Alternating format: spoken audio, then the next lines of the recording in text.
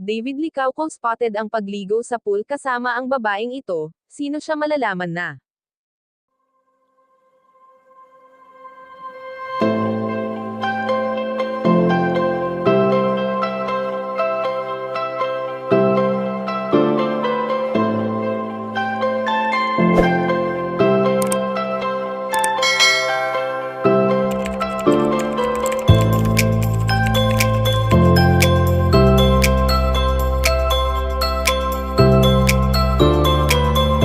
Nalalapit na nga ang araw ng Holy Week kung saan ay nagsasama-sama ang buong pamilya upang mag-outing sa mga beach na nais nilang puntahan.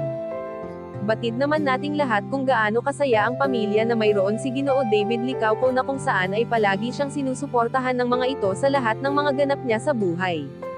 Maging ang nag-iisang binibini na si Barbie Forteza ay sadyang malapit rin sa kanyang pamilya na talaga namang ipinaparamdam nila sa bawat isa ang kanilang pagmamahal na sa pamilya lamang natatagpuan.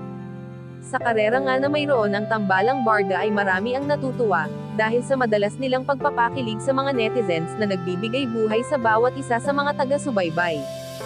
Subalit sa ngayon nga na masaya na sina David Licauco at Barbie Forteza sa kung ano ang mayroon sa kanila ngayon, kaya naman minamabuti na lamang nila na madalas na magbigay suporta sa isa't isa.